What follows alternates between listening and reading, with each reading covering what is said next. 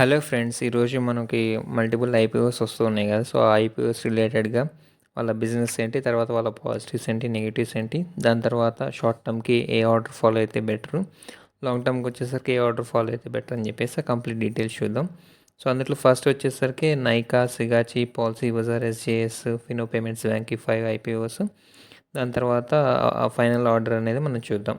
So అందులో మనకి first వచ్చేసరికి నైకా. వీళ్ళ మెయిన్ బిజినెస్ మోడల్ వచ్చేసరికి వీళ్ళు కామర్స్ బిజినెస్ చేస్తూ ఉంటారు. సో ఈ కామర్స్లో ఎక్కువగా నేషనల్ బ్రాండ్స్ కానీ ఇంటర్నేషనల్ బ్రాండ్స్ కానీ వాటిని లిస్ట్ చేసి వాటిని సెల్ చేస్తూ ఉంటారు. సో వాటిని లిస్ట్ చేయాలంటే వీళ్ళకి కొంత కమిషన్ వస్తుంది. సో దాని ద్వారా వీళ్ళకి రెవెన్యూ అనేది జనరేట్ అవుతుంది. ప్లస్ వీళ్ళకి కొంతమంది 3000 సెలబ్రిటీస్ అండ్ ఇన్ఫ్లుయెన్సర్స్ కూడా ఉన్నారు. సో వాళ్ళు ఏం చేస్తారంటే ఆ ప్రోడక్ట్ని ఎట్లా యూజ్ చేసుకోవాలి, సో ఎట్లా చేస్తూ ఉంటారు. సో దానివల్ల కూడా వాళ్ళకి ఏంటంటే కస్టమర్స్కి రీచ్ అనేది ఎక్కువ జరుగుతూ ఉంటుంది. ప్లస్ వీళ్ళ దగ్గర 13.1 మిలియన్ కస్టమర్స్ అయితే ఉన్నారు. నెక్స్ట్ వీళ్ళకి స్పెషల్గా సపరేట్ ప్రొడక్ట్స్ కూడా ఉన్నాయి. నైకా ఫ్యాషన్ కానీ, next Nykaa personal care related products కానీ. సో వీటిని కూడా వీళ్ళు ఈ ప్లాట్ఫామ్లో సెల్ చేస్తూ ఉంటారు. నెక్స్ట్ వీళ్ళ యొక్క పాజిటివ్స్ మనం చూసినట్లయితే వీళ్ళు బ్యూటీ అండ్ పర్సనల్ కేర్లో వీళ్ళ ప్రొడక్ట్స్ కానీ, నెక్స్ట్ ఈ కామర్స్ ప్లాట్ఫామ్ అయితే ఎవరు తయారు చేయలేదు. ఓన్లీ స్పెషల్గా బ్యూటీ అండ్ పర్సనల్ కేర్ రిలేటెడ్గా. సో ఓన్లీ వీళ్ళ ప్లాట్ఫామ్ ఉంది. సో దానివల్ల ఎక్కువ మంది ఏంటంటే వీటికి రివ్యూస్ కానీ అట్లా ఇవ్వడం వల్ల రీచబిలిటీ అనేది ఎక్కువ జరుగుతుంది. ఓన్లీ ఈ ప్లాట్ఫామ్ సెగ్మెంట్కి ఉంది కాబట్టి. నెక్స్ట్ డైవర్సిఫైడ్ పోర్ట్ఫోలియో, వీళ్ళకి సపరేట్గా ప్రొడక్ట్స్ కూడా ఉన్నాయి. నైకా ఫ్యాషన్ కానీ, నైకా పర్సనల్ కేర్ రిలేటెడ్గా ప్రొడక్ట్స్ ఉన్నాయి. సో దానివల్ల కూడా బిజినెస్ గ్రో అయ్యే ఛాన్స్ ఎక్కువగా ఉంటాయి. Next Omni channel approach with strong technology. ఇలా టెక్నాలజీ చూసినా చాలా స్ట్రాంగ్గా బిల్డ్ చేశారు. లాస్ట్ 7 years నుంచి చాలా స్ట్రాంగ్గా టెక్నాలజీ యూజ్ చేసుకొని ఒకటే ప్లాట్ఫామ్, అంటే మల్టిపుల్ ప్లాట్ఫామ్స్ యూజ్ చేసిన పని లేకుండా ఒకటే ప్లాట్ఫామ్లో అన్నీ దొరికేటట్టు మనకి అట్లా చేస్తారు వాళ్ళు. నెక్స్ట్ ఏంటంటే ఇండియాలో ఎక్కువగా ఇండస్ట్రీ గ్రో అవడానికి ఛాన్స్ ఎక్కువ ఉంది. ఇంటర్నెట్ పెనిట్రేషన్ చూసినట్లయితే చాలా స్ట్రాంగ్గా గ్రో అవుతుంది. సో దానివల్ల ఏంటంటే ఈ ఇన్ఫ్లుయెన్సర్, సెలబ్రిటీస్ వల్ల ఏంటంటే రీచబిలిటీ ఎక్కువ జరుగుతూ ఉంటుంది. సో దానివల్ల బాగా గ్రో అయ్యే ఛాన్స్ ఎక్కువగా ఉన్నాయి. నెక్స్ట్ ఏంటంటే ఇది founder led company with experienced వీళ్ళ మేనేజ్మెంట్ చూసినట్లయితే చాలా స్ట్రాంగ్ మేనేజ్మెంట్, బోర్డు కూడా చాలా స్ట్రాంగ్గా బిల్డ్ చేశారు. నేను మెయిన్గా వీళ్ళ నెక్స్ట్ నెగిటివ్స్ చూసినట్లయితే వీళ్ళకి ఈ కామర్స్ రిలేటెడ్గా కొంచెం గవర్నమెంట్ రిస్ట్రిక్షన్స్ అలాంటివి స్టార్ట్ చేస్తూ ఉంది. సో అలాంటివి స్టార్ట్ చేసినప్పుడు కొంత వాల్యూమ్స్లో ఇంపాక్ట్ అయితే పడవచ్చు. దానివల్ల ప్రాఫిటబిలిటీ మీద ఇంపాక్ట్ అవ్వచ్చు. బట్ యాజ్ ఆఫ్ నో అయితే ఈ కామర్స్ రిలేటెడ్గా ఇంకా స్టిల్ గవర్నమెంట్ అయితే డెసిషన్ తీసుకోవాల్సి ఉంటుంది. నెక్స్ట్ వీళ్ళ బిజినెస్ వచ్చేసరికి చాలా కాంపిటేటివ్ బిజినెస్. ఎందుకంటే సేమ్ నైకా కాకుండా ఇంకా వేరే ప్లాట్ఫామ్స్ లైక్ ఫ్లిప్కార్ట్ కానీ, అమెజాన్ కానీ, సో వీళ్ళు కూడా ఆ పర్సన్కి రిలేటెడ్ ప్రొడక్ట్స్ కూడా సెల్ చేస్తుంటారు. సో మేబీ కస్టమర్స్ అనేది దీన్ని ప్రిఫర్ చేయకుండా మళ్ళీ దాన్ని ప్రిఫర్ చేస్తే వీళ్ళ వాల్యూమ్స్లో ఇంపాక్ట్ పడిపోయి ప్లస్ రెవెన్యూస్లో కూడా ఇంపాక్ట్ అయ్యే ఛాన్సెస్ ఎక్కువగా ఉన్నాయి. యాజ్ ఆఫ్ నో వీళ్ళు చూసినట్లయితే వీళ్ళు ఎక్కువగా లాస్ మేక్ చేస్తూ ఉన్నారు. దీనికి మెయిన్ రీజన్ వచ్చేసరికి ఎక్స్పెన్సెస్ బాగా పెరిగిపోవడం వల్ల, రెవెన్యూస్ కన్నా ఎక్స్పెన్సెస్ ఎక్కువ అవడం వల్ల ప్రాఫిటబిలిటీ మీద బాగా ఇంపాక్ట్ పడిపోయింది. సో వీళ్ళు ఏం చెప్తున్నారంటే మెయిన్గా కస్టమర్స్ని ఎక్వైర్ చేసుకోవడానికి బాగా ఎక్స్పెన్సెస్ చేస్తూ ఉన్నాం. సో కొంత టైం తర్వాత మేబీ కస్టమర్స్ బాగా రీచ్ అయిన తర్వాత అప్పుడు ప్రాఫిటబిలిటీ గురించి ఆలోచిస్తామని చెప్పేసి చెప్పారు. నెక్స్ట్ వీళ్ళ వాల్యుయేషన్ చూసినట్లయితే మార్కెట్లో మనకి బాగా హైయర్ వాల్యుయేషన్స్లో వస్తున్నారని చెప్పి చెప్తూ ఉన్నారు. వాల్యుయేషన్స్ కూడా చాలా హైయర్ సైడ్ ఉన్నాయి. నెక్స్ట్ కంపెనీ మనం చూసినట్లయితే సిగాచి. వీళ్ళు ఎక్కువగా ఎంసీసీ అనే ప్రోడక్ట్ తయారు చేస్తుంటారు. ఈ ఎంసీసీ అంటే ఏంటంటే మైక్రో క్రిస్టలిన్ సెల్యులోజ్. ఆ ప్రోడక్ట్ సేమ్ షుగర్ అట్లా ఉన్నట్టు క్రిస్టలిన్గా ఉన్నట్లుంటుంది ఆ పౌడరు. సో దాన్ని ఎక్కువగా ఫార్మా ఇండస్ట్రీస్లో, నెక్స్ట్ కెమికల్ ఇండస్ట్రీలో, ఫుడ్ ఇండస్ట్రీలో, లేదా కాస్మెటిక్స్లో కానీ వీటిలో ఎక్కువ యూజ్ చేస్తూ ఉంటారు. ఫార్మాలో వచ్చేసరికి ట్యాబ్లెట్స్ ఏదైతే తయారు చేస్తారో వాటిపైన కోటింగ్ లాగా కానీ, లేకపోతే ఏదైనా ప్యాకేజింగ్ చేసేటప్పుడు ఇంపాక్ట్ అవ్వకుండా ఉండటానికి కానీ, సో అలాంటి టైంలో ఇది ఎంసీసీ అనేది ఎక్కువ వాడుతూ ఉంటారు. వీళ్ళకి ఎంసీసీ కాకుండా నెక్స్ట్ హైసెల్ అని చెప్పేసి, నెక్స్ట్ కాస్మోసెల్ అని చెప్పేసి ఇలా మల్టిపుల్ ప్రొడక్ట్స్ ఉన్నాయి. సో ఆ ప్రొడక్ట్స్ని ఎక్కువగా ఫుడ్ ఇండస్ట్రీలో కానీ, కాస్మెటిక్స్లో కానీ ఎక్కువ యూజ్ చేస్తూ ఉంటారు. నెక్స్ట్ వీళ్ళ పాజిటివ్స్ మనం చూసినట్లయితే వీళ్ళు ఎక్కువగా one of the leading manufacturer in MCC in India. ఇండియాలో కాకుండా ఎక్కువగా గ్లోబల్గా కూడా వీళ్ళు ఎక్కువ ఈ ఎంసీసీలో స్ట్రాంగ్ ప్లేయరు. వీళ్ళ ఎక్స్పోర్ట్స్లోనే ఎక్కువగా 70-60% రెవెన్యూస్ అనేది ఓవర్సీస్లోనే వస్తుంది. 20-30% అనేది ఇండియాలో వస్తుంది. వీళ్ళ ప్రొడక్ట్స్ కూడా చూసినట్లయితే చాలా స్ట్రాంగ్ పోర్ట్ఫోలియో వీళ్ళు మెయింటైన్ చేస్తూ ఉన్నారు. నెక్స్ట్ వీళ్ళ బోర్డు కూడా చాలా స్ట్రాంగ్గా మెయింటైన్ చేస్తున్నారు. వీళ్ళ ఎంసీసీ అనేది మోనోపోలీ కైండ్ ఆఫ్ అని మనం అనుకోవచ్చు. ఎందుకంటే ఆ ప్రొడక్ట్ అనేది మ్యాక్సిమం ఎవరు ఇండియాలో కానీ గ్లోబల్గా కానీ ఎవరు తయారు చేయట్లేదు.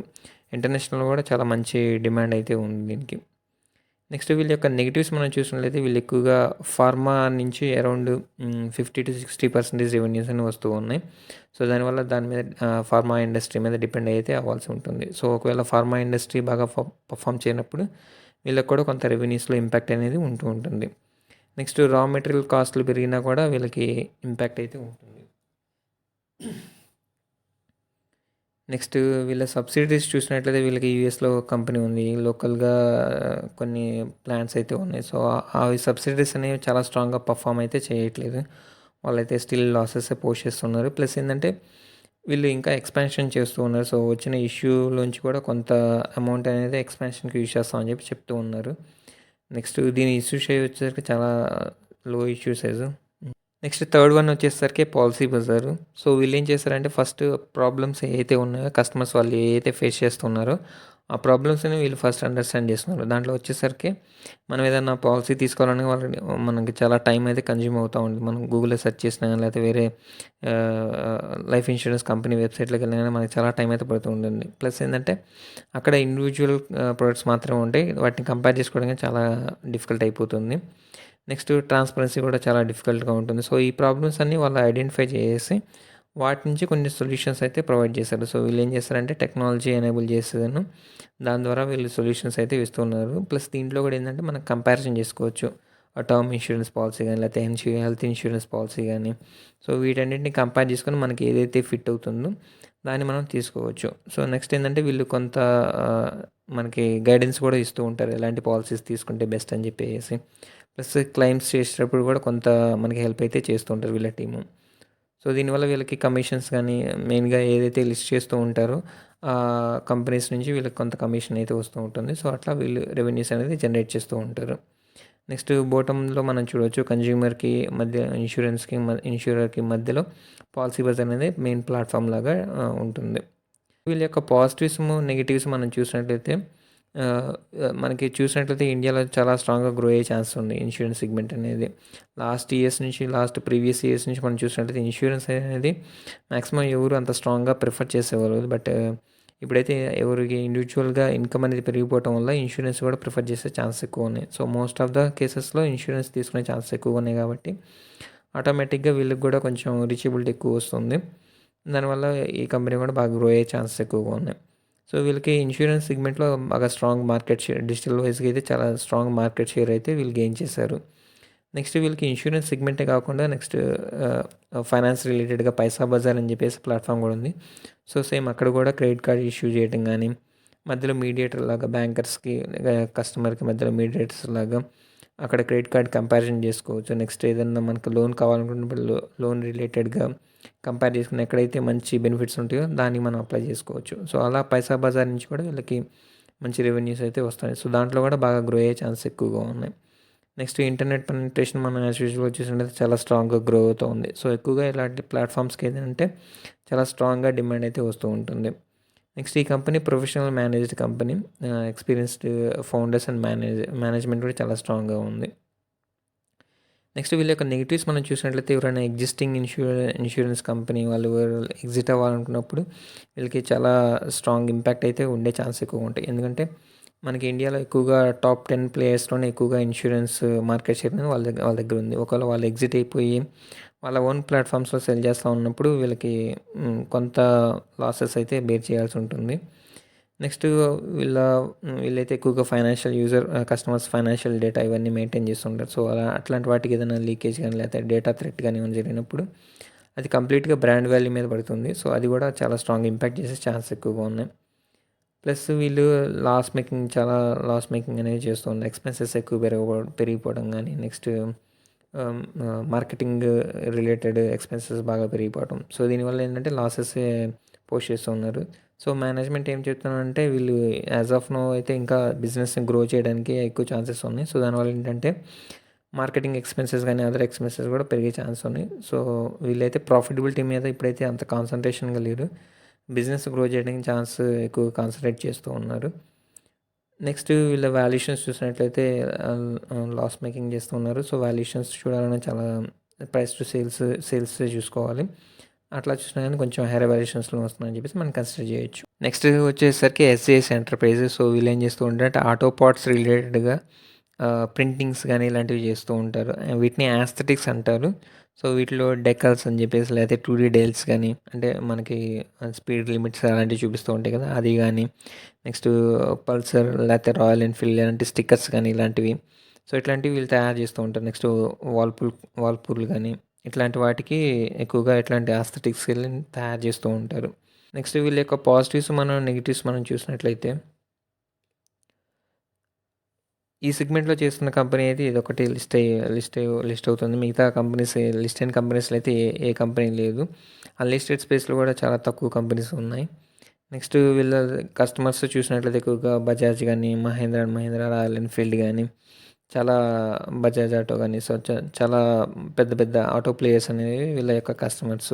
సో కస్టమర్స్‌తో చాలా స్ట్రాంగ్ రిలేషన్‌షిప్ అనేది వీళ్ళు మెయింటైన్ చేస్తూ ఉన్నారు. సో వీళ్ళ పోర్ట్ఫోలియో చూసినట్టయితే around 5-6 different kind of products అనేది వీళ్ళు తయారు చేస్తూ ఉన్నారు. నెక్స్ట్ వీళ్ళ ప్రొడక్ట్ ఇన్నోవేషన్ కూడా కొత్త కొత్త ఇన్నోవేషన్స్ తీసుకొని రావటం, కొత్త కొత్త డిజైన్స్ తీసుకొని రావటం. సో దానివల్ల కూడా కస్టమర్స్‌కి బాగా యూజ్ అవుతూ ఉంటుంది. నెక్స్ట్ వీళ్ళ మేనేజ్మెంట్ కూడా చాలా స్ట్రాంగ్‌గా ఉంది.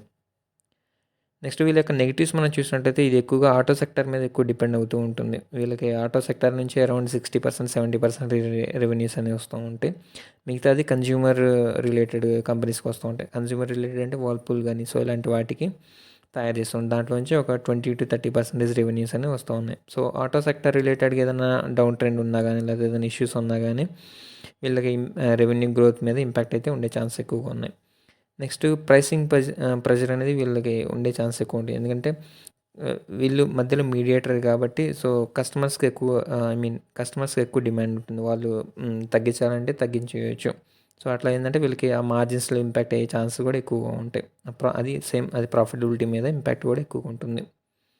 వీళ్ళ పీఈ రేషియో కూడా చూసినట్లయితే వాల్యుయేషన్స్ పరంగా చూసినట్లయితే కొంచెం హైయర్ వాల్యుయేషన్స్‌లోనే వస్తూ ఉన్నారు. ఇది చూసినట్లయితే కంప్లీట్ ఓఎఫ్ఎస్ ప్రమోటర్స్ కొంత స్టేక్ అయితే సెల్ చేస్తూ ఉన్నారు. లాస్ట్ ఐపీఓ వచ్చేసరికి ఫినో పేమెంట్స్ బ్యాంక్. సో వీళ్ళు ఎక్కువగా బ్యాంకింగ్ సర్వీస్ అనేది చేస్తూ ఉంటారు. ఈ కంపెనీ వచ్చేసరికి పేమెంట్స్ బ్యాంకు. సో వీళ్ళకి ఎక్కువగా కాసా రేషియో గానీ బిల్డ్ చేయడం గానీ, నెక్స్ట్ మర్చెంట్స్‌ని అక్వైర్ చేసుకోవడం గానీ, కస్టమర్స్‌ని అక్వైర్ చేసుకోవడం గానీ, సో వీటిలో ఎక్కువగా బిజినెస్ చేస్తూ ఉంటారు. నెక్స్ట్ వీళ్ళ కస్టమర్స్‌కి కొన్ని కొన్ని ప్రొడక్ట్స్ ఇచ్చేదని వాటి ద్వారా సేల్ చేపియడం గానీ, వాటిని యూజ్ చేయడం గానీ, సో వాటి నుంచి వచ్చే కమిషన్స్‌ని బట్టి వీళ్ళకి రెవెన్యూస్ అనేది జనరేట్ అవుతూ ఉంటాయి. సో నెక్స్ట్ వీళ్ళు ఎక్కువగా రెవెన్యూస్ అనేది ఎక్కువగా మర్చెంట్స్‌కి ఏదైతే సెల్ చేస్తూ ఉంటారో వాటి ద్వారా వస్తుంది. ప్లస్ ఆహ్, కాసా రేషియో రిలేటెడ్‌గా కమిషన్స్ గానీ, సో అకౌంట్ క్రియేట్ చేసేటప్పుడు కొంత కమిషన్ గానీ, నెక్స్ట్ మనీ విత్‌డ్రా చేసేటప్పుడు కొంత కమిషన్ గానీ, సో ఇట్లా వీటి కమిషన్స్ ద్వారా ఈ ఈ బ్యాంక్ అయితే మనకి రెవెన్యూ అనేది జనరేట్ అవుతూ ఉంటుంది. నెక్స్ట్ వీటి యొక్క పాజిటివ్స్, నెగెటివ్స్ మనం చూసినట్లయితే ఈ కంపెనీ వచ్చేసరికి అసెట్ లైట్ బిజినెస్ మోడల్. ఇది ఒక ఫిన్‌టెక్ కంపెనీ అని చెప్పేసి మనం కన్సిడర్ చేయొచ్చు. సో ఈ ఫిన్‌టెక్ కంపెనీస్‌కి ఫ్యూచర్‌లో బాగా గ్రో అయ్యే ఛాన్సెస్ ఎక్కువగా ఉంటాయి. ఎందుకంటే మోస్ట్ ఆఫ్ ద పీపుల్ ఏంటంటే డైరెక్ట్‌గా బ్యాంక్‌కెళ్ళే పని లేకుండా ఆన్‌లైన్‌లోనే డైరెక్ట్‌గా అకౌంట్ ఓపెన్ చేసుకొని అకౌంట్ డైరెక్ట్‌గా ట్రాక్ చేసుకోవచ్చు. ప్లస్ అమౌంట్ విత్‌డ్రా చేసే పని లేకుండా యూపీఐ ట్రాన్స్ఫర్ ద్వారా ట్రాన్స్ఫర్ చేసుకోవచ్చు. సో ఈ ఫిన్‌టెక్స్ ద్వారా ఏందంటే మనకి డైరెక్ట్‌గా అకౌంట్ ఆన్‌లైన్ కంప్లీట్‌గా డిజిటల్‌గానే ఎక్కువ జరుగుతూ ఉంటుంది. సో నెక్స్ట్ వీళ్ళు ఎక్కువగా రూరల్ ఏరియాస్‌లో బాగా ఎస్టాబ్లిష్ అయ్యి ఉన్నారు. రూరల్ ఏరియాస్‌లో ఎక్కువగా మర్చెంట్స్‌కి రిలేటెడ్‌గా ఏదైతే చిన్న చిన్న స్టోర్స్ ఉంటాయో వాటి దగ్గరికెళ్ళి ఆ మర్చెంట్స్‌తో ఇంటరాక్ట్ అయ్యి వాళ్ళకి అకౌంట్ ఓపెన్ చేయటం గానీ, సో అట్లా డిజిటల్‌గా ట్రాన్స్‌ఫార్మ్ చేపిస్తా ఉన్నారు. నెక్స్ట్ ఈ కంపెనీ చూసినట్లయితే ఎక్కువగా ప్రొఫెషనల్లీ మేనేజ్డ్ కంపెనీ. వీళ్ళ ప్రమోటర్స్ వచ్చేసరికి ఐసీఐసీఐ బ్యాంక్ గానీ, బీపీసీఎల్, బ్లాక్ స్టోన్ సో వీళ్ళందరూ కొంత వాటా అయితే హోల్డ్ చేస్తూ ఉన్నారు. నెక్స్ట్ వీళ్ళ యొక్క నెగెటివ్స్ మనం చూసినట్లయితే highly competitive business. Other fintechs వచ్చేసరికి పైన్ ల్యాబ్స్ గానీ, పేటీఎం గానీ, సో పేటీఎమ్స్ వాల్యూమ్స్ కంపేర్ చేసినట్లయితే ఫినో పేమెంట్స్ కన్నా గానీ పేటీఎం సర్వీస్ పేమెంట్స్ బ్యాంక్ ఉంది కదా! సో దాని రిలేటెడ్‌గా ఎక్కువ వాల్యూమ్స్ జనరేట్ అవ్వటం.